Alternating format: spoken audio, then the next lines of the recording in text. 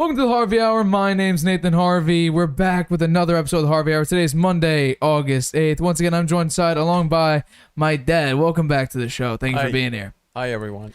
I want to start off today's Harvey Hour with more Kevin Durant news. You know, the NBA has really had lackluster news recently. But leave it to Kevin Durant to keep the news alive about the Nets. Basically, he had a meeting earlier this week with Nets owner Joe Tsai, where basically this report came out by The Athletic. In a meeting with Nets owner Joe Tsai, Kevin Durant reiterated his trade request and informed Tsai that Tsai needs to choose between Durant or the pairing of GM Sean Marks and Coach Steve Nash. Coach Steve Nash was a first-time coach when KD and Kyrie Irving both got to the Nets. Now, KD's entering the first year of a four-year, $198 million extension that he signed last summer. So he already wants out, hasn't even, acted on his extension yet. Yeah. We already knew he requested for a trade. So basically, he's giving the Nets an ultimatum. It's either going to be me or it's going to be my GM and my head coach without me. Do you think this is a smart idea for Kevin Durant? What are your thoughts on what this meeting is? I'm not sure I understand the statement exactly. It says Durant, choose between Durant or the pairing of general manager Steve Marks and coach Steve Nash. Does that mean it's Durant or the two of them? One or the other or both of them? No, he wants both of them gone. Both of them gone? Both of them gone, yeah. Okay. Because he does not have any faith in the direction that the Nets are going so far. I see. So he wants to say, you know what, we got to change it up in the front office and in the head coaching position to see if we could win, with whoever the new head coach is. So my prediction, they're that? Both gone, Marks and Nash. They're going to get rid of both of them. You think the owner will get rid of Steve Nash? Yeah. Why? Why do you think that? Because he's got $190-some-odd million invested in Kevin Durant, who's one of the best players in basketball, who could definitely take him to the playoffs, if not the championship, if they get a decent core around him. So, and they do have some pretty decent players around him. I think maybe they can unload Kyrie Irving and get somebody back for him. And I don't think Kevin Durant would mind that at all, because Kyrie Irving basically stiffed Kevin Durant. Right. So I think that's what's going to happen. That's definitely something. Well, the Celtics, Raptors, and Heat are still very much in the running for Kevin Durant, even though talks have slowed down so far. But that's still interesting to see that three teams are still heading for it. I still think the Heat are probably the most likely to get him, just because the Celtics are still talking. The Celtics, yeah. Why? I thought that the players were dissing the trade. Well, Jason Tatum has his own opinion, saying we're okay with the players we have now. But I mean, is it really up to the players? It's more so up to the front office. It is up to the front office, but if you get disgruntled players, then Jason Tatum will be asking for a trade. Then they'd be left with Kevin Durant, who's 34 years old and no youth. They would have gotten rid of all the youth. True. I think the Celtics should stick with what they got. I would probably agree with you there, but if they want to actually get a ring, they would probably get Kevin Durant, trade Jaylen Brown and a bench player and 3 first-round picks. That could probably be a trade that I would go for Kevin Durant. But the Raptors have some pieces, not that many, and the Heat probably have the most out of it because they give up the most players without and essentially affecting their core. I would give up Kyle Lowry. He's 36 years old. He's a throw-in. I don't think he'd be a key piece in a trade. That could potentially be it.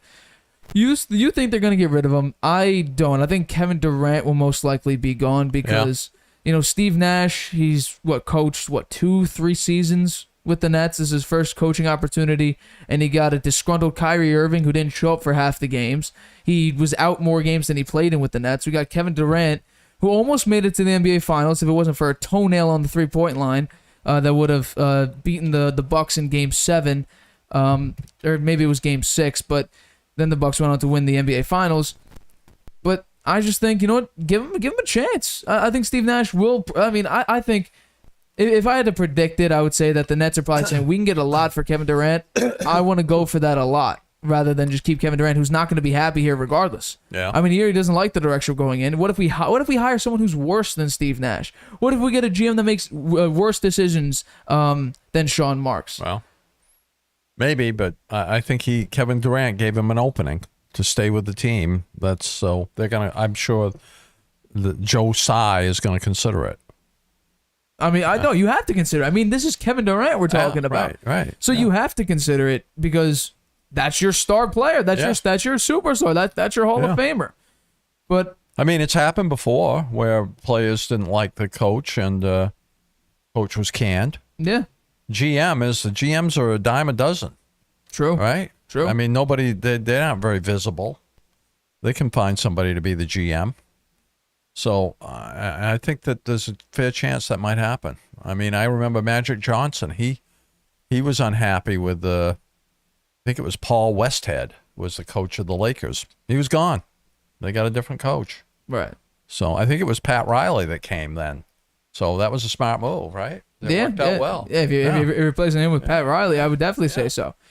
Kevin Durant right now is probably, I guess Kevin Durant is top 3 right now in the league just with his ability, his efficient scoring. He's I would say he's somewhat of an underrated defender. He's tremendous on the offensive side. I mean, he's like a 7-foot monster. His ability to shoot is really unmatched, at least in the efficiency part. So I really think that they're going to try to... It's hard for me to say because the amount that you would get for Kevin Durant and the amount the Nets are asking for Kevin Durant is world class. We're talking about offers here that don't even make sense when it comes to the NBA. That's how much the Nets are asking for him. They're not going to get it. They're not going to get those outlandish requests. That's probably why they just don't know what to do. They don't know what to do. Yeah, they don't really. Yeah. And the GM is partly to blame there.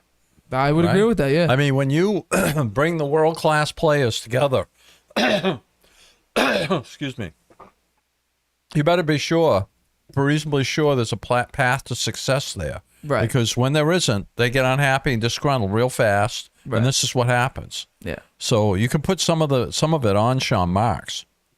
You could.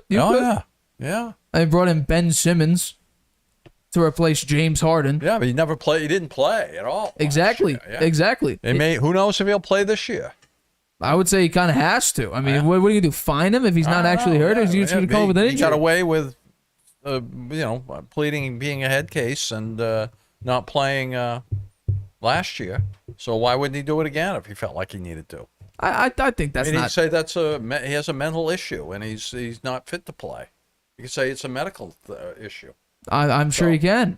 I think he's a high-risk guy. He is, yeah. And that's why I think Kevin Durant's mad about that, because you replaced James Harden, who, yes, he did look washed towards the end of the Sixers series, but it's still James Harden. He can still shoot a pretty mean three-pointer. Yeah.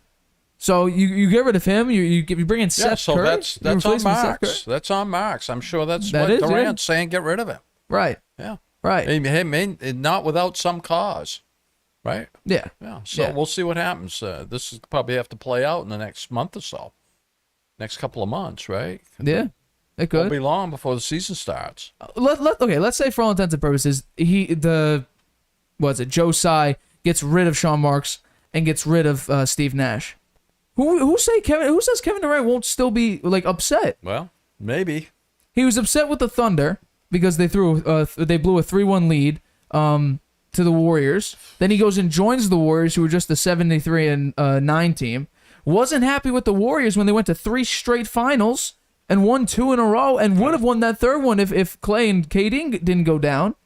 And then he wasn't even happy there. He got his way up out of Golden State, and now he's not happy with the Nets. His one shot to prove that he wasn't along for the ride. So if he's not happy on the Warriors, who were literally the best situation for Kevin Durant to win titles, he wasn't happy there.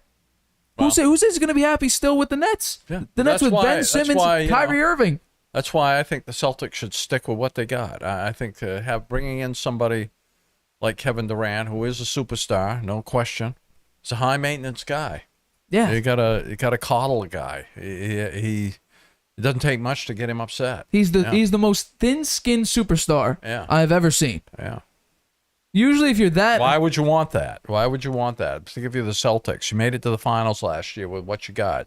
You've improved your team. You got a decent point guard, and you got a good 3-point shooter to add to the mix there. I think they strengthened their team. They ought to give it a shot with what they got. I don't think they should try for Kevin Durant. Do you think anyone will actually trade for Kevin Durant when this is all over? I think they're going to have to lower their sights on what they're willing to take back in order to maybe the Heat can pull it off. They might be able to pull it off. You don't think the Raptors Tyler Hero and Oladipo and a slew of draft picks Maybe. Because that's what the Nets were looking for. The Nets were looking for, I think, 1 or 2 stars to edging superstars.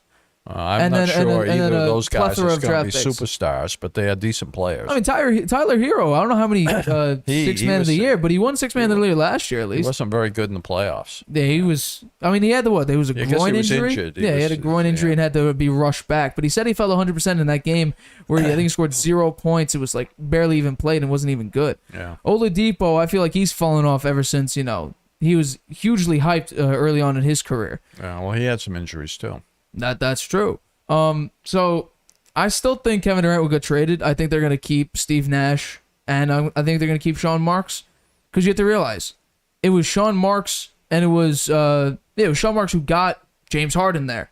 Yeah. Got Kyrie and KD to both come there. For sure, he's not staying there with Marks and Nash, because that's the whole point. That's all. He ruined that. I mean, there's no way you can repair a relationship after you say something like that about him. I don't want you. Yeah, it's me or them. Yeah, me or them. Yeah. So that we should know for sure it's one or the other. Right. Right. I'm saying, as usual, we disagree, and our difference of opinion, and we'll see who comes out right. Generally, you do, but we'll see. I just think they're the whole point, right? In a lot of sports now, it used to be homegrown talent wins you the championship. The Patriots, early 2000s, homegrown for the most part, won you a lot of championships. Now, in recent times, it's acquiring players that get you the championships. The Rams and the Bucks, Matt Stafford, OBJ, and what's his name? The defensive player, Von Miller. They won a championship. Yeah. Tom Brady, Leonard Fournette. And others, right? Weren't there some others too? Well, I guess they had those receivers, right? Yeah, they had Mike Evans and Chris Conley, but Tom Brady was all they needed, and they brought him in and they won. Yeah, they had Ndamukong Suh and JPP. JPP, those were players. Warriors brought in Andrew Wiggins. Yeah, I think that's true more in football and basketball than it is in baseball. In baseball, you can grow a team. In baseball, it is a lot about. There's a lot about prospects and. I mean, if you take a look at the Dodgers, the Dodgers, I guess they were out there buying the championship. The Braves, the Yankees do that too. The Braves, though, last year the Braves, most of their players are home. Yeah, they're probably the closest example to being the most recent Tampa Bay. Tampa Bay too. Yeah, but when's the last time they made to the World Series? Houston's a homegrown team. I mean, I don't think it'll be close to see if they make the World Series this year. They're pretty good, man. They're right there with the Yankees for the best record. Yeah, I think they might be a half game above them right now. Yeah. I'm not so they're right there. My prediction, I know we're just talking about basketball. My prediction for the World Series is Mets Astros. If they winds up Yankees-Houston in the American League Championship Series, Houston will beat them. I do as well. My prediction would be Mets Astros World Series. I'd say the Mets come out on top. I think the Mets are going to win it this year. Wow. That's my baseball prediction. It's either that or a Subway Series, and then that would be amazing. Yeah. The cost of that World in New York versus New York in anything, because it's so rare. Yeah, well, it happened once. So. Yeah, 2000, and it was a decimation by the Yankees. 4-1 series, something like that. It was weird. I think one of the biggest Super Bowl prices probably would be Jets Giants. If those two somehow ever make it to the World Series, the Super Bowl together. Hold your breath. I don't think it'll ever happen in my lifetime. Maybe they have a championship for the 2 worst records in the league. That's usually what it comes down to. Very, very close. Okay, we're gonna take a quick break and we'll be back in just 1 second. Oh my god, I don't have a break, do I?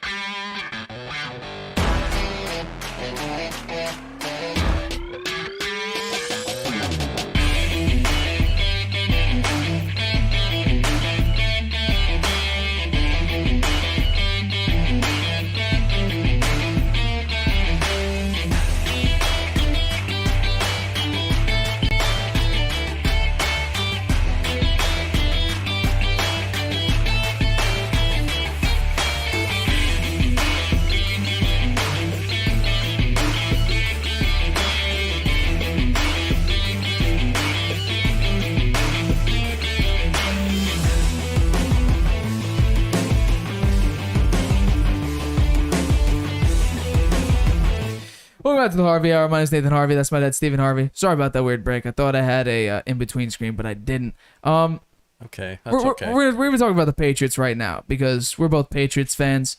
And recently, we've talked about recently how Bill Belichick does not exactly like titles when it comes to coaching positions on his roster. I mean, he hasn't had a defensive coordinator, an official titled defensive coordinator in several years, but everyone knew practically who it was calling the defense. It was either his son, Gerard Mayo, I'm sure had a say in it every now and then.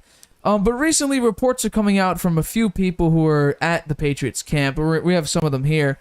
Tom Curran, who is a Nesson writer, a very popular writer when it comes to Boston sports. He basically says the Patriots' number one offense today has been distressingly bad. Run stuffs, aborted plays, would-be sacks, distressed lobs into traffic just to get the ball out. Beginning to feel it's less the new offense and more the post-Scar cycle of offensive line coaches. They are perpetually overwhelmed. And we also had another writer say, a thought after watching the Patriots offense look efficient on 7-7, but struggle notably in multiple 11-on-11s, might be time to give Dante Scarnecchia a call for an independent evaluation. And I told you this. The worst thing for a quarterback who played decently with a proper OC to then grow into his second year and not have an official OC, have two coaches calling plays, Joe Judge, who's a special teams coordinator and a failure as a Giants head coach, and a defensive coordinator calling your offensive plays who also failed as a head coach. I don't like the chances for Mac Jones. They have two guys calling the offensive plays. Joe Judge has called plays, and Matt Patricia. Who's going to call the plays during the season, though? That's the question mark. No one has come out as an official play caller, and that's what's dangerous about it. Mac Jones does not have an official OC, regardless of the title. He does not have a primary play caller. And it's scary because, you know what, maybe Joe Judge might have a different vision of what the play should look like or maybe how the defense is. And Matt Patricia might be like, okay, in this situation, run this play. And Joe Judge might be saying the complete opposite what to do. It's scary for Mac Jones. And you're seeing it right now. The offense is struggling. There's miscommunications. It's a scary thing. And Bill Belichick he doesn't even either release, oh, my official OC is Matt Patricia or my official OC is Joe Judge. Have one play caller. Don't have Joe Judge and Matt Patricia calling plays, or even yourself. Bill Belichick sometimes maybe he hasn't plays. decided which one he wants to call the plays. We're in the middle of training camp. Yeah, well, that's what training camp's for. The first preseason game is this Thursday. Yeah, well, who are they playing? They're playing the Giants. Well, they'll look good. Who we will be getting to in the next topic. We're going to be talking about Jimmy G and Daniel Jones. Yeah. Because that was a heated discussion that I wanted to talk about recently. Yeah. But we're both Patriots fans. Are you worried at all about the reports coming out of training camp, or do you just think, you know what, we're coming to the preseason still, no worries for the upcoming season?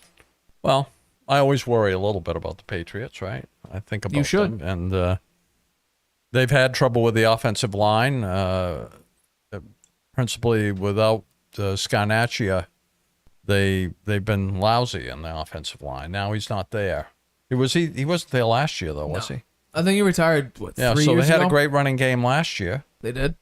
But they lost, what's his name? It was another offensive line coach? The lineman that they Shaq Mason. Shaq Mason's gone. I don't understand that, why they let him go for next to nothing. 5th round pick. Yeah, that's crazy. I mean, he's not old, right? No, he's relatively, I think he's maybe 30. Yeah, I don't know. Maybe they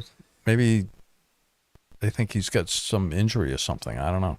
But he passed his physical and everything, so he's 28. He's 28. That's all? Yeah. I don't know why they let him go. It's not an injury thing. No. He's played and who have they got? Who's on the offensive line this year? Are they going to have rookies on there? Well, you have Isaiah Wynn.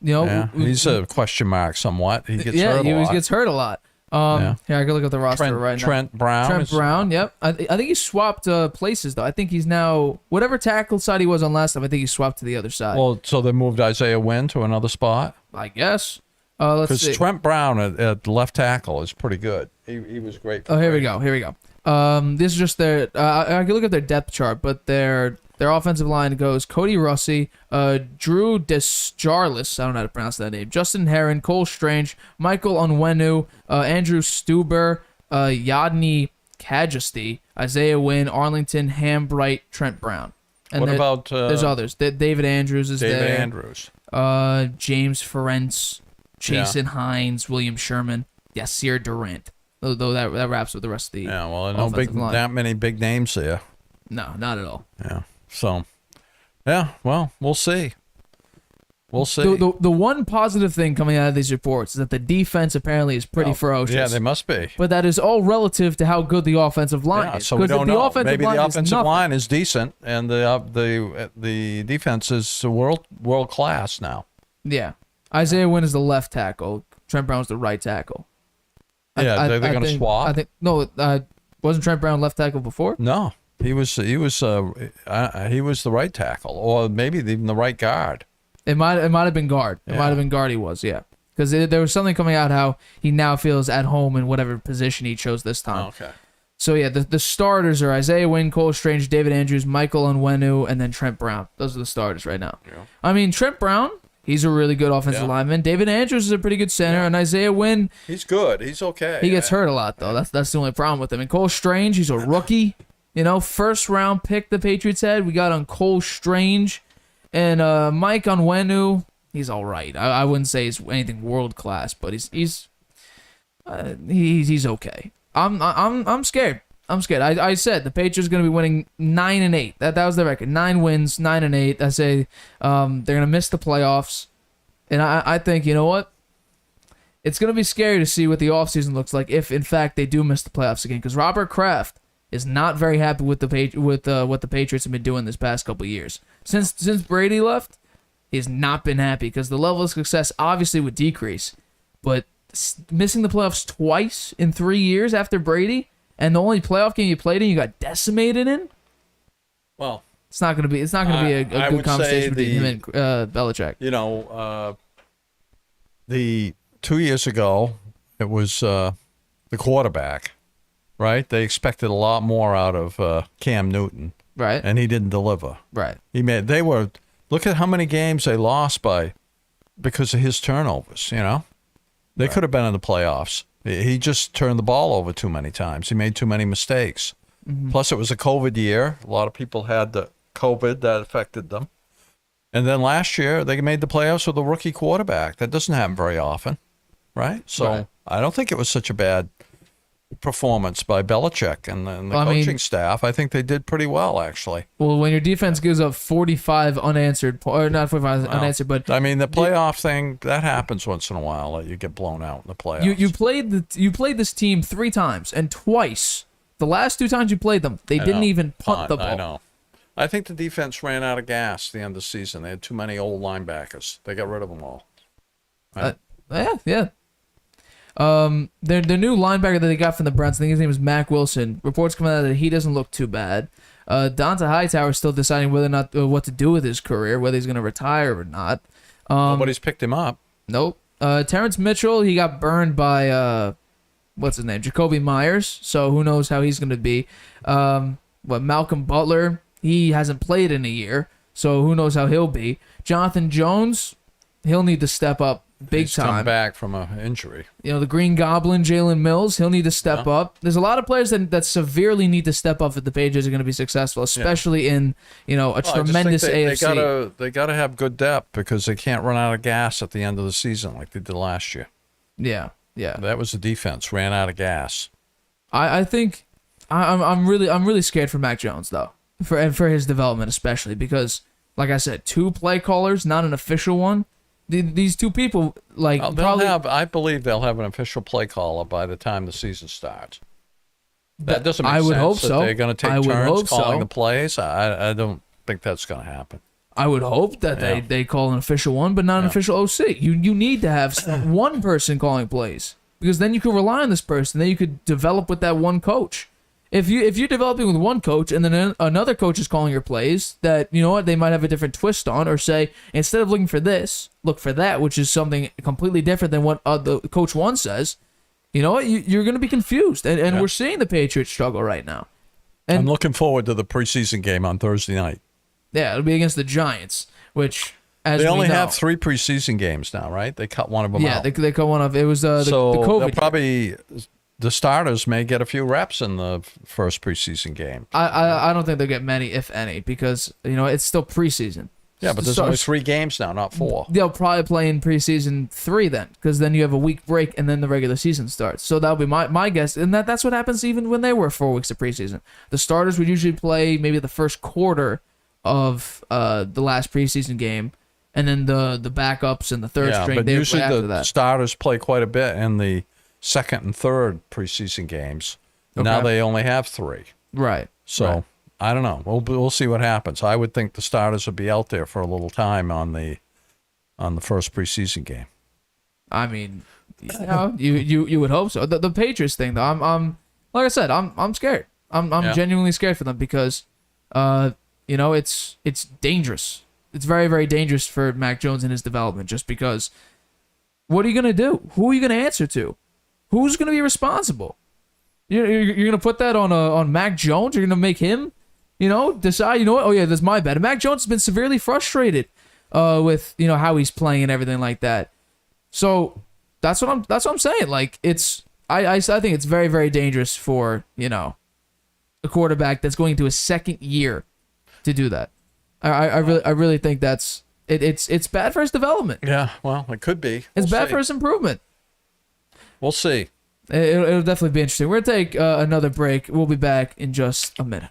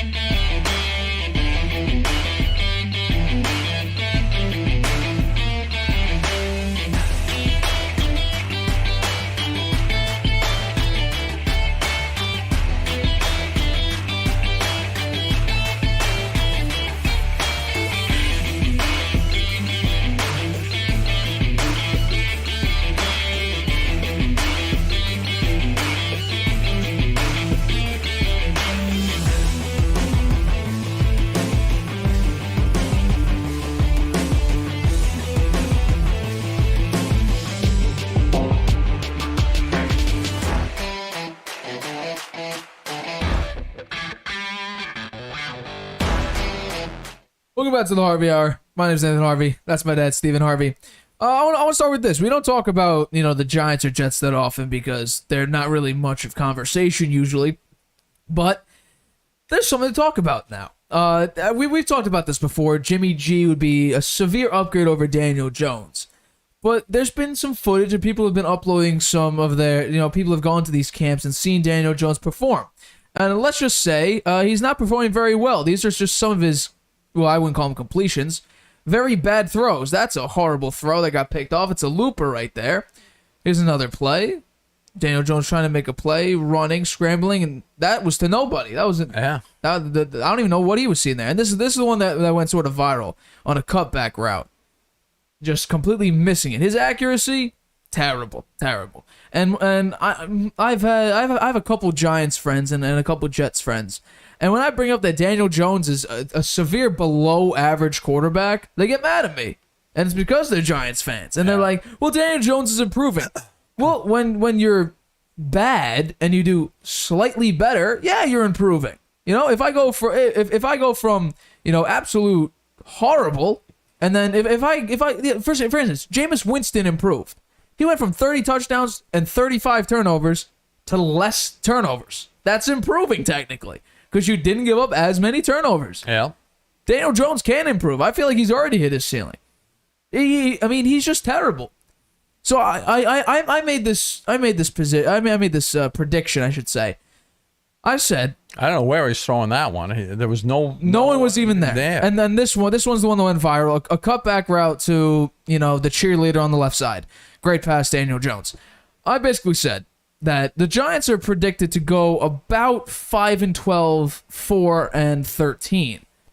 And so I said, if the Giants trade for Jimmy G, I would think that Jimmy G could win 4 or 5 more games than Daniel Jones would if he was the starter. Yeah. And even if let's say they don't trade for Jimmy G and they stick with Tyrod Taylor, but Brian Daboll realizes that Daniel Jones at about week 7, week 8, Daniel Jones ain't cut out to be. Tyrod Taylor is on the Giants. Yeah, he's the backup quarterback.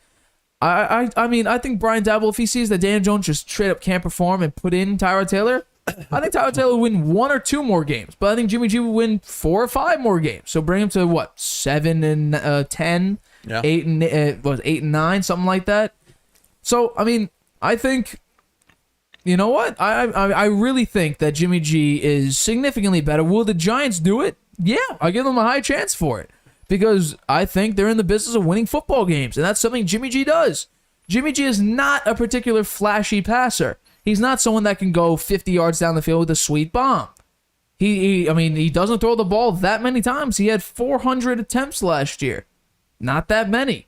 But when he does throw it, he's insanely accurate with it. 68.3%. Did he play every game last year? He played. No, he got hurt. I think he got hurt and replaced by Trey Lance in a couple games. He played 15 games last year. 15 out of 17. Yeah, with 9 and 6. So 400 attempts. 400 attempts. And so if he played the whole season, he probably would have had another 80 attempts. It was about 29 attempts per game. What's the top? How many passes does a top quarterback throw in 17 games? Well, Brady was the highest attempter last year. He had over 700. 700 attempts. Okay. Yeah. So that is quite a bit. Well, I mean that's I'm pretty sure that's the most attempts in the history of the NFL. Brady did. Yeah. And that's just because he was just trying to break some records, I guess, and got 5,300 yards. But I think as a fan, we want to see someone who is flashy. That's why they're going That's why people are saying they're going for Trey Lance, is because he's younger, he's potentially better, he's more athletic. Yeah. I think it's strictly. I would probably go 90-10 reliability over production. Or somebody with a track record, right? Jimmy G has a track record of winning. Right, but I think they're replacing Trey Lance strictly due to reliability. Jimmy G, in his 6 years with 5 years with the 49ers, has played 1 full season. 1 full season in 5 years.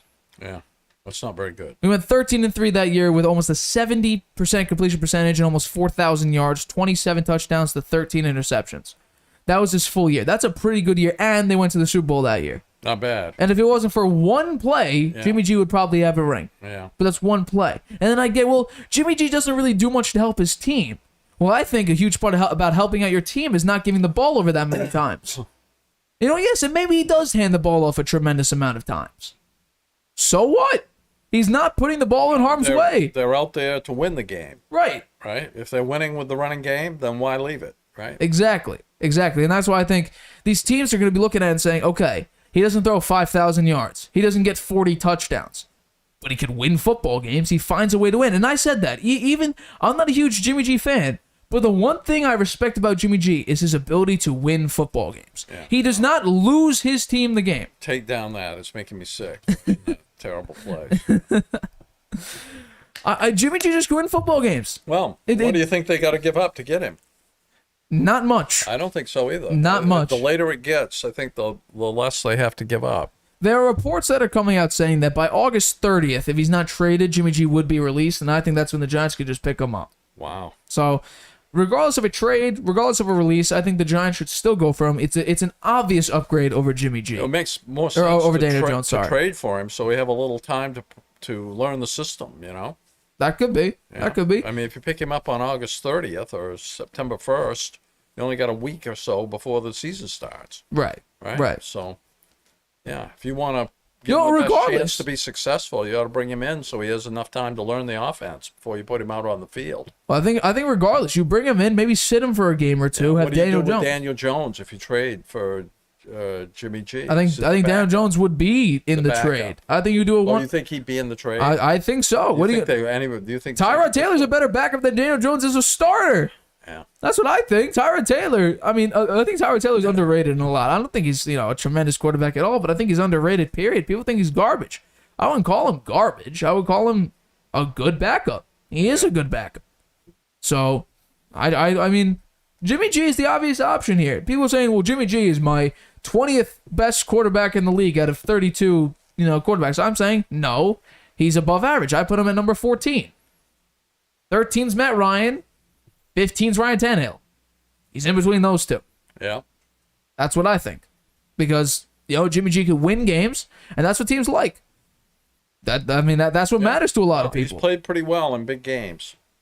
Yeah. He had one mistake. One mistake in the Super Bowl.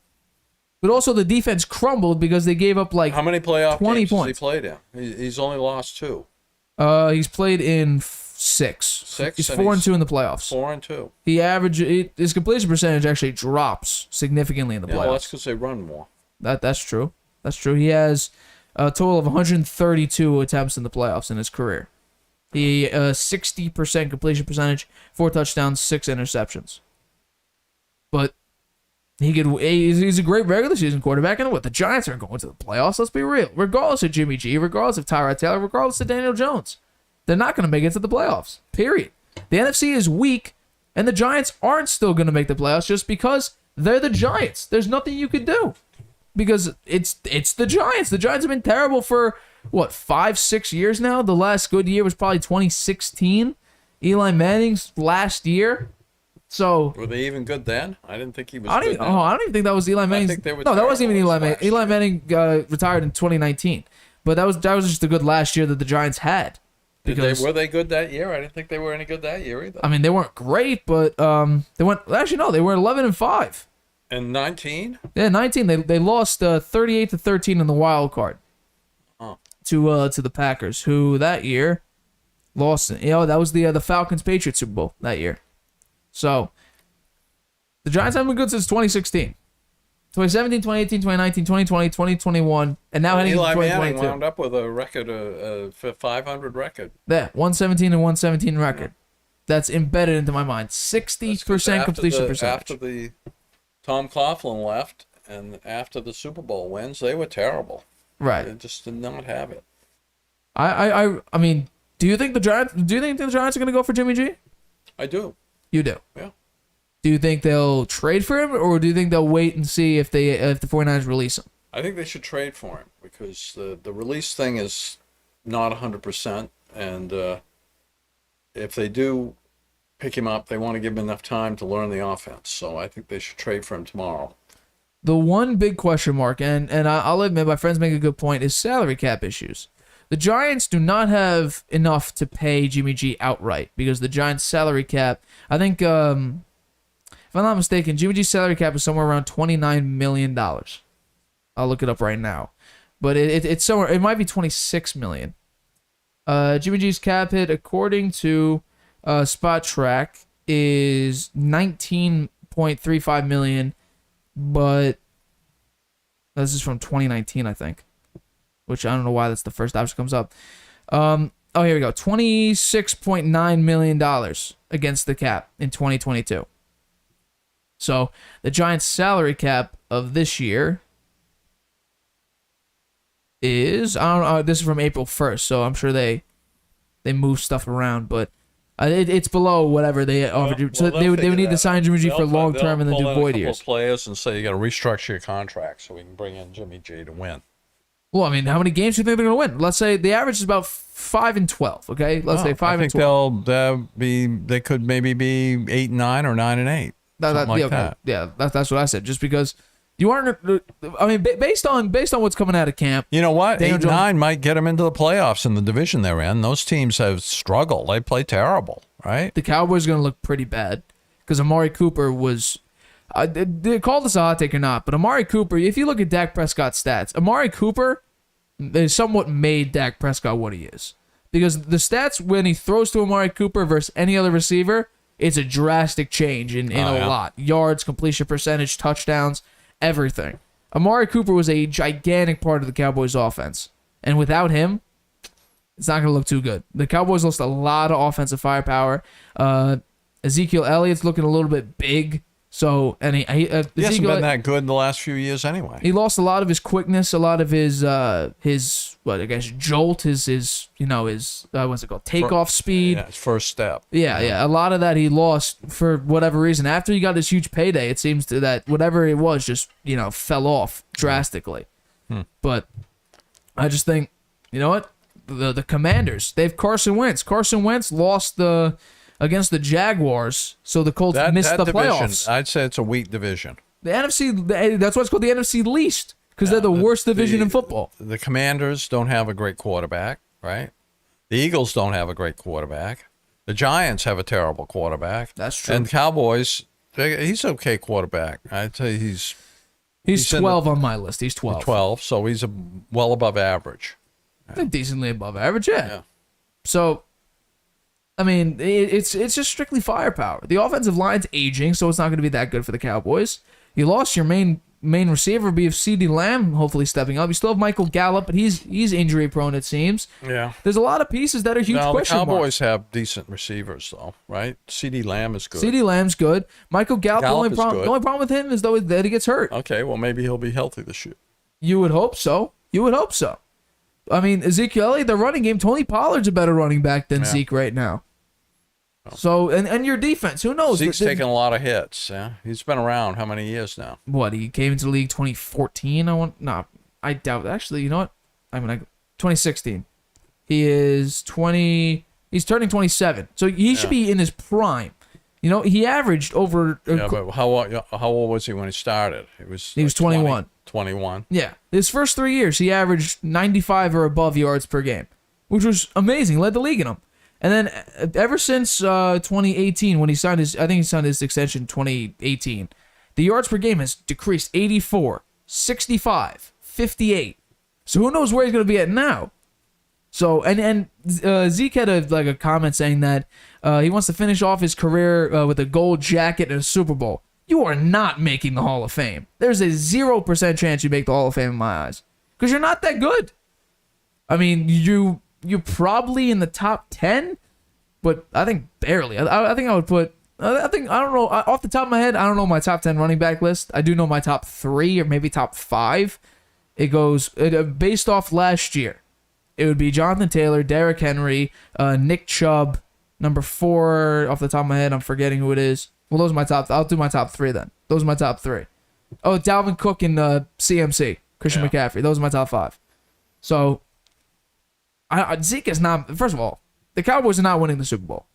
They are not a Super Bowl roster. You have Mike McCarthy as your head coach. He's not. He won 1 Super Bowl with Aaron Rodgers. But his coaching against San Francisco was horrible. He had that one. He had the one weird gaffe where he called a QB draw with like 14 seconds left.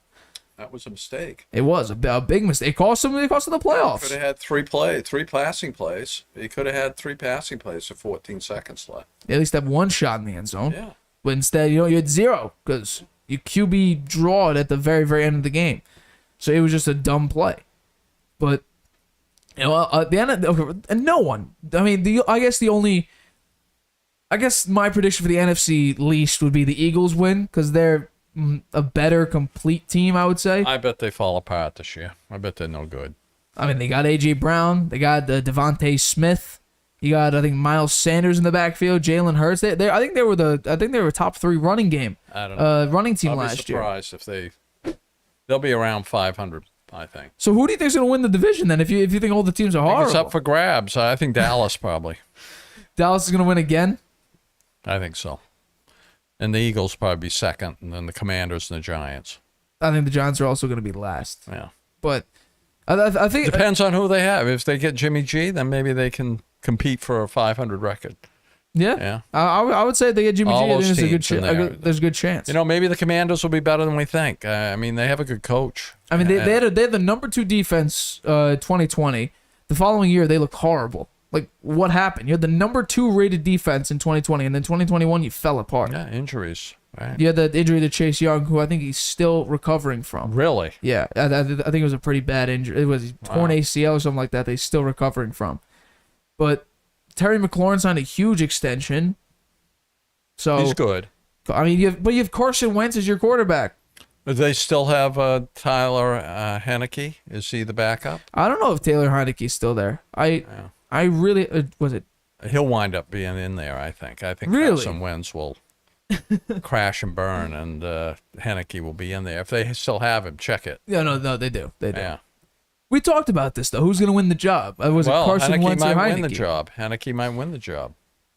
I would say give it to week 6. If Carson Wentz is like imploding, I think they're going to put in Heineke for a couple plays here and there, maybe a game, maybe bring him in through half the game, see how he works out. But it all depends on how good Carson Wentz is. I don't think Carson Wentz will be anything too special.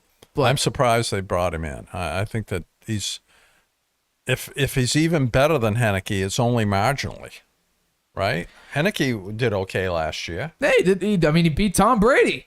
Yeah. He almost beat him in 2020. They were going toe-to-toe for most of that game. He came into that game, that playoff game, and played like a real seasoned veteran, right? I think that was his first start. Yeah.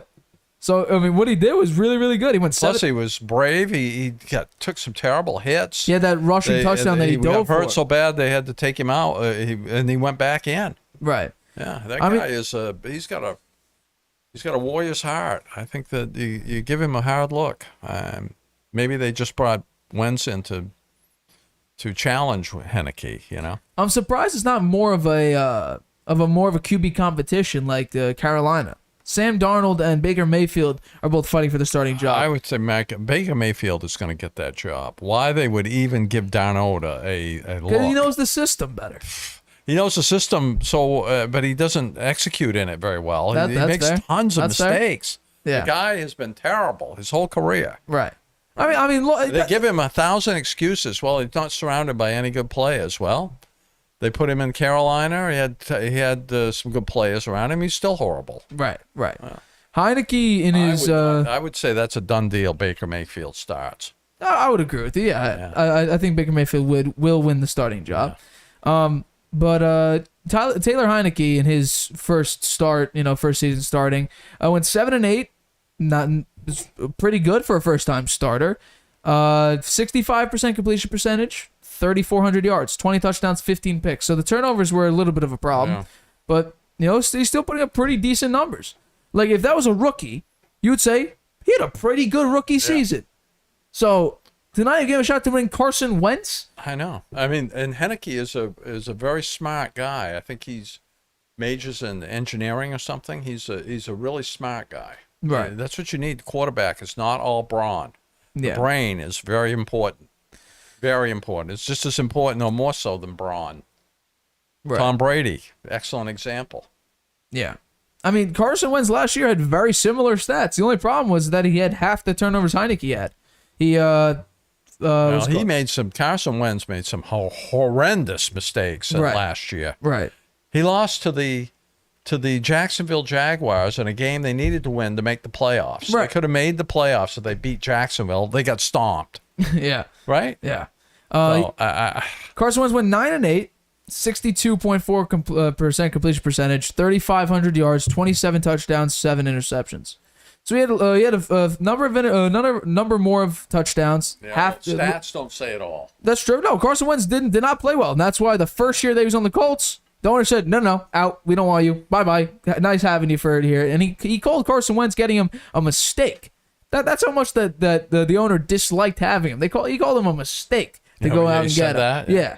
That's kind of mean. And then he went over to the Commanders. And then the fact that it's not a competition. The Commanders themselves, that is right now a dysfunctional organization. Their owner has a lot of problems going on right now that he has to deal with. Yeah. So he's a head case. That's Snyder. Yeah. So the fact that it's not more of a competition, I would question that. I would say at least give Taylor Heineke a shot because he didn't play particularly bad. I would say if he's a backup, he's a very good backup because his first year starting was pretty good, and their defense wasn't even that good. Yeah. But I think he outplayed Brady in the game. Yeah. In the game they were against, he outplayed Brady. And some would say in both games, the first playoff game and last year where he beat him. So, I mean, huge question mark for a lot of teams. I think that they'll have Carson Wentz on a short leash. How many games before you think that they might switch? Because I said 6, and you might get more Taylor Heineke looks. You think 4? 4 games on a new team. They lose all 4. I think so. Yeah. Well, let's check out what's the schedule? I was about to check the schedule. They start with the Jaguars. Carson Wentz going to have some PTSD with that game. Yeah, right. Let's see if he loses that one, huh? Yeah. If they lose that, I think people are going to say, oh, no, we're in for another rude awakening. You got Detroit game 2 at Detroit. Detroit, I'm not saying they're going to win, but they're a surprising dark horse to be like third in their division. Third. Yeah. I'm not going to say second because that would mean they passed Green Bay, but they're a dark horse to be somewhat of a good team. The Eagles, I think they're going to lose that game. The Commanders will. And then the Cowboys at Cowboys. I think they're also going to lose that game too. So you're looking at potentially. So they could be 1-3. 1-3, 2-2. Yeah. Well, yeah. I'd say if they're 2-2, he gets to stay in there. Okay. But if they're 1-3, maybe not. They're 1-3, then I agree with you. With Game 6 is probably the game he gets. What's the rest of the schedule? What's the next two games? Titans and then Bears at Bears. The Titans are going to. Titans going to beat them. Titans going to beat them. The Bears, not. The Bears are literally the They're lucky. They got a weak landfill. schedule. There's a weak schedule there. Well, then they go to Green Bay, Colts, Vikings, Eagles, and then Texans, Falcons, Giants, and then 49ers, Browns, Cowboys. So. No, but it's a pretty weak schedule, right? Go through it again. The first game is Jaguars. That's a terrible team. Lions. Lions are not maybe they're a little better this year. Dark we'll horse. see. I'm saying dark horse. But they aren't a great team. Right? Eagles and Cowboys, who they'll lose to. Eagles and Cowboys, they should lose. They're average teams. They should lose. They're average. They're not elite teams. Titans, Bears. The Titans are a great team. The Bears are terrible. Packers, Colts, Vikings. They should lose every single. They should lose every single one of those. Yeah. Eagles, Texans, Falcons, Giants. Texans they'll beat probably. Falcons have a bridge at quarterback. They're not any good. Two straight Giants games who have a. They aren't any good either. The Giants. They're bad. They're bad. Then 49ers, Browns, Cowboys. 49ers with Trey Lance. This is week 16. This is the 15th game. So who knows what Trey Lance will look like. Yeah. And then Browns, Cowboys. Browns with Deshaun Watson right now. There's some question marks about him. Who knows there? I mean, they were talking. I was listening to the NFL Network, and they were talking with the Browns coach, and they said, some pretty serious uncertainties right now at quarterback. And the guy said, uncertainty is part of the game. You got to deal with uncertainty. Well, around your quarterback, not knowing when he might play and if he might play. Come on, that's not a normal uncertainty. What? He was trying to put the best face on a very bad situation. That's a horrible situation that they created themselves. Right. Their front office. I've said this before. That I don't think the Browns have terrible management. They do. They do.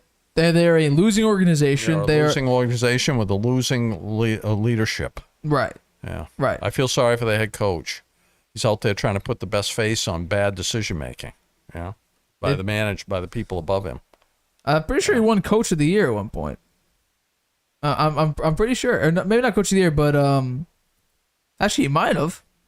Yeah, he won Coach of the Year in 2020. Yeah, so, with the Browns. With the Browns, yeah, 2020. That's the year they went 11-5. Okay, well, I think they beat the. They had one playoff win there. I think that was the year they had the playoff win. No, they had Baker Mayfield as their quarterback. Right, they gave up on him. The crazy part about that gave up on him after 1 year. After 1 year of bad play. The shocking thing about it is that the Browns defense lost to Caleb Heineke? No, who was it? Caleb Haney? Because Patrick Mahomes got hurt. Yeah. And then they bring in their backup quarterback who had that run to seal the game. It was a 22-17 game. The Browns were this close to beating Mahomes. And I don't know who the Chiefs played after that was. Oh, they would have lost the Bills, but yeah, they could have been the AFC Championship game. I don't think the Browns do anything this year. Well, you bring up the Browns, and I thought I should talk about this a couple days ago, but I completely forgot it up until now. We're gonna talk about the Browns right now. So Deshaun Watson, there was breaking news. Deshaun Watson, according to this judge Sue Robinson, suspended Deshaun Watson for 6 games. The NFL had 3 days to appeal, and they did appeal the decision to 6 games because they want an indefinite suspension, which means instantly 1 year, and then they would need to see Deshaun Watson have progress in order for him to get reinstated back into the NFL. That's what the NFL wants. That's what the NFL wants. And they might get it. Well, that's the situation we're in now. Yeah, Deshaun Watson. This is huge uncertainty, right? This is a gigantic uncertainty. It's only a month left to go before the season starts. Yeah. That's ridiculous. They should never put themselves in that situation. That's horrible. Yeah. Yeah. So, I said it from the start. The guy they went for and made this big risk, and now they're in this situation, is a guy who has terrible character. Right. So that's not the guy you want as your quarterback. Yeah. Even if he could play, I don't think he's the guy you want for your quarterback with his character flaws. I think that's sends a bad message to the fan base and to your teammates. Yeah. Well, people were definitely surprised by the 6-game suspension. A lot of people thinking that it was for, it should have been for a year because they compared a lot of the other suspensions, like Calvin Ridley.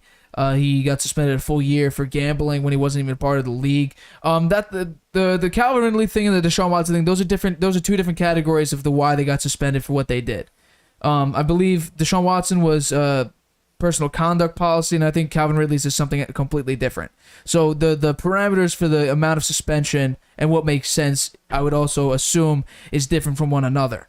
But the NFL appointed the judge. His name is New Jersey Attorney General Peter C. Harvey, who's going to hear the appeal. Yeah. He served as a federal prosecutor and is now a member of the NFL's Diversity Advisory Committee. He served as Goodell's designated. The NFL is appealing. The NFL is appealing Sue Robinson's decision. Okay, so how do they do that? They go to court for that? I'm not quite sure. There's no timeline for when Harvey will hear the appeal. They have to appeal it to an appellate court, right? A court above the woman who made the decision. Well, they appealed it. It could have been straight to Goodell. Goodell could have made this decision. But he appointed a judge to hear it, I guess. That was the thing about it. This could have been strictly Goodell. That's Goodell. He has no guts. Well, he's punting it to somebody else. Yeah, that's true. There's no timeline for when he hear the appeal. According to the league's personal conduct policy, it must be done on an expedited basis. Under the collective bargaining agreement, Harvey's written decision, quote, will constitute full, final, and complete disposition of the dispute and will be binding upon the players, clubs, and parties to this agreement. So this is expedited basis. So it's going to assume it's going to be pretty quick. Because we heard everything. It's just the fact that it's 6 games at what the allegations were is a little bit shocking. 6 games for 24 women claiming sexual assault and sexual misconduct. It was handed down by a woman. The decision was handed down by a woman. And the crazy thing about what Judge Robinson said is that it was unprecedented. This situation was by the NFL. Right. I mean, the fact that you say that and because it's 24 people we're talking, and the New York Times came out with a report that it could have been up to 66 women masseuses in a 17-month span that Deshaun Watson used. That's more than 1 per week. Yeah. The fact that it was this situation, it's the fact that it's character flaws. The guy is he's not the quality guy you want.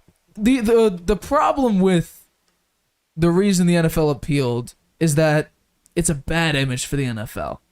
It really is a bad image because Goodell sort of heard the outcry from the fans and gave into the outcry.